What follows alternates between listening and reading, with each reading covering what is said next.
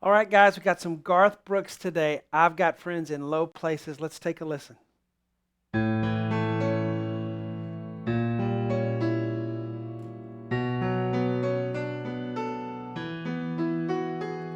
Blame it all on my roots. Showed up in boots, ruined your black tie affair.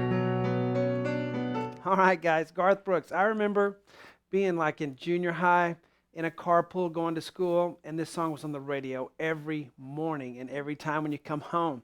I mean, I've got friends in low places. It just took the world by storm, didn't it? And it's still in our hearts and minds, and we still sing along with it when it comes on the radio today. Hi, I'm Shawn of webpianoteacher.com, where we gather together to learn, play, and share the music that we love, creating a culture of encouragement for all you guys out there who are trying to learn piano lessons online. If you're discouraged, let me tell you, you can do it. You just need to pick the right lessons, and you need to know how to practice those two things, whether you choose my lessons or not. Let's get started with this part one lesson. And if you're new to my stuff, I always put the free part one on YouTube and Facebook and stuff, and then I put the rest of the lessons are on my website along with thousands of other lessons. I got beginner lessons if you need complete super beginner lessons, as my son calls them. They're on there as well. If you are a member of WPT, you can download the sheet for this. That's very valuable. Then you can put it on the big screen like I do, zoom in, zoom out according to your practice needs, or just print it out to mark on. Well, let's get to the board. We're going to play piano without reading music here. Just a different way of learning for those of you who have struggled with the sheet music, but you want to play. So let's just take that barrier out of the way and get straight to the music. A, E in the left hand, we're going to start with. This is the guitar part, by the way. And so sometimes guitar translates very well to piano. This song, it does, especially this part. All right, so A, E in the left. There's middle C. We're down here. I'm going to use 5-2. You could also use 5-1. Whatever you want to use is fine. Hold the pedal down because we want it to ring like the guitar is, just picking one string at a time.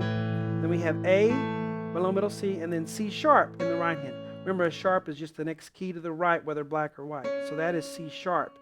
So it's A, E, A, E, A, C sharp. Now make sure that you hold on to that at the end. It's 1, bum, bum, bum, 3, 4. And we'll do the same thing in the next measure. A lot of times when people mess up rhythms, it's because they don't hold a note long enough when they come to a long note. When we have a bunch of fast notes, we don't tend to mess that up. It's whenever there's a longer note value in the middle of that we can skip ahead and get to the next measure too early. So be aware of that. Let's get back to the board. 1 and 2 and 3, 4. 1 and 2 and. All right, so don't just hold it until you're ready to go on. Actually count. And 2 and 3, 4. All right, so here we have A sharp to G. Remember, sharp's the next key to the right, whether black or white. Here's an A, so this is A sharp. Fifth finger on that, then a G natural. Right hand does a C sharp, and then an E. Make sure you clear your pedal. You change your pedal between those two chords. 3, 4, 1. See what I did there? All right, so this first chord is an A chord. Some of you like to know what chords we're doing. Some of you don't care. That's all right. When you get to the next measure, it's called a fully diminished seventh chord. So that sounds very technical, doesn't it? All right, again, the first one, 1 and 2 and 3, 4, 1, 3, 4. Now the next chord's going to be a B minor. Okay, a little bit of a melodic line in there with it. The left hand has B, F sharp to start with. Right hand's going to come in B, C sharp, D. You can go fingers 1, 2, 3, 1, 5. I like doing this.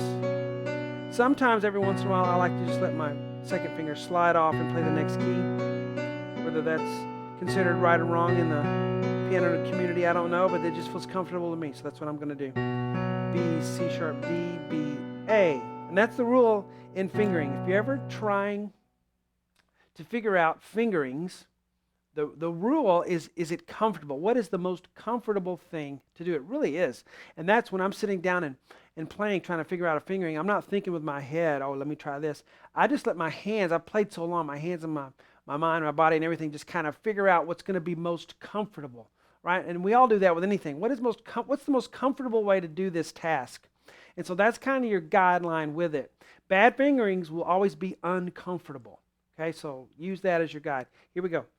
1 and 2 and 3 and 4. So that one's hold a little less because we have more notes there. All right, so now we tie it together. All right, I mentioned at the beginning, learn, play, share. The learn part is in the classroom where you're sitting down and it takes you 5 minutes to maybe get that first chord going, maybe another 5, maybe it takes you 3 minutes on the next one to figure that one out. Learn the second measure. Now you put them together. So you work on one part. It's like Legos. You ever played Legos? You put something together, and then you have another little piece of paper. You got to put this together, and then you put the two things together that you worked on separately. That's what we do here. Now we try 2 measures.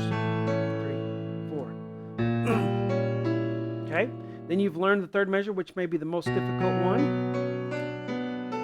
Okay. Once you get that down, then you tie it all together.